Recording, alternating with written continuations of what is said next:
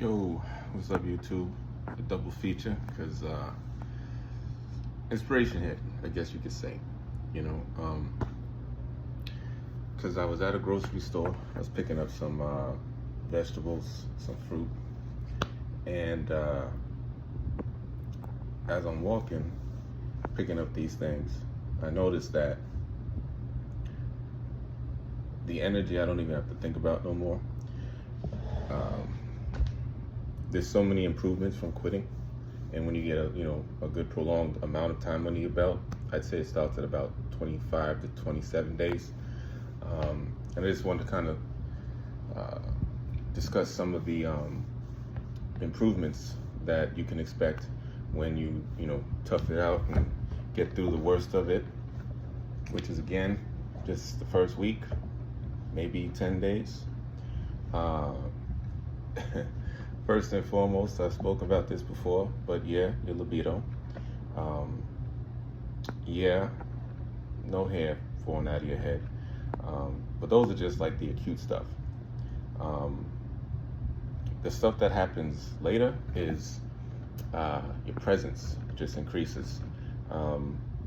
Your desire for like nutrients, like your body's gonna be calling out for like actual food and all those vitamins and elements, iron, and because you actually may have an iron deficiency while you're on kratom. A lot of different things, low blood sugar, everything. What else? Oh, you acquire that taste for water again, because I do remember like being on kratom. I didn't even think about drinking water. It was horrible. Just like, what would I be drinking? I think it's like just juice, soda, and then wine, right? What a combo. That's just fucking awful. So yeah, you start being way more conscious of what you're putting into your body, and as a result of that, your body rewards you, and you just start feeling a hell of a lot better.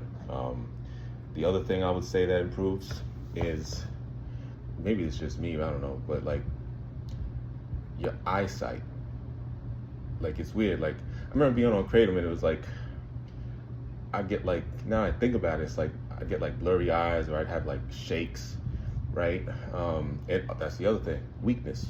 So you start to feel like a man again. I've mentioned that before. But let's stick to strength for a minute. That is, I think, that and libido are the two non-negotiables that, like in this world, man, you can't be walking around like a wet noodle, man. You can't be walking around all slouched up and, like no real, like, no threat. Like, that's dangerous. Like, you can find yourself in some precarious situations if people look at you and think that, they could just easily take you. And while you're during withdrawal, anybody could take you. I'd wager a fucking 12-year-old girl could take you at that point. Give me your lunch money. Yeah, those are some of the improvements you can look forward to. Also, your grooming, like you take pride again in the way you look. You're shaving, you're showering, and you're on top of like cleaning. Like, you want to make sure, like, your castle is clean, or your room is clean. Laundry is being done, because when you're with withdrawal, man, I think I might have wore, like, for like the first couple days, man, I might have wore like the same shit, which then adds to your funk too, like, yeah, that's just fucking nasty. But yeah, so that improves too, man. Like your hygiene, as well as just the overall desire to keep things in order. It just exponentially, goes up, and that's good for all aspects of your life. The brain fog lifts completely. I called it the kratom haze before, and I think that's exactly what it is. What else would I recommend? Well, yeah, again, multivitamins for sure. Vitamin C can help jumpstart, or vitamin B12 as well is really good for energy. And you actually might be deficient in that as well as a result of using kratom. Uh, Magnesium is good, but don't go overboard with that either. Don't try to find quick remedies. It's not going to be quick. All right, like it goes in threes. Every 3 days you'll see an improvement, like marked improvement, because that's just the way the process goes. But yeah, you want to drink a lot of water, and then what happens is that's all you want to drink. What else would I say? I'm looking. Oh, I did speak about, this is like the first video I did. I think I spoke about these shots called Be Happy, and it has ashwagandha in it. Ashwagandha is really good. Ashwagandha is good for libido or testosterone as well, because I bet the farm that Kratom just depletes your testosterone levels like completely, and that again contributes to the weakness. Because for us men, man, like testosterone is the shit, man, like natural, all right? No, but you can use stuff to kind of jumpstart that as well. What would I say else? Yeah, and then once your appetite comes back, stay away from the fast food shit and the processed stuff as much as you can. And even if you got to do that, just make sure that you're eating the vegetables. All right. I just have a smoothie now, and I put in baby kale, Swiss chard, baby spinach, some blackberries, and some watermelon. But it's like, I think it's like 80% vegetables and 20% fruit. So it probably don't taste as good, but I'm not doing it for the taste. I'm doing it for the effect. Trying to clean all this stuff out, because as I mentioned, I also overindulged in wine.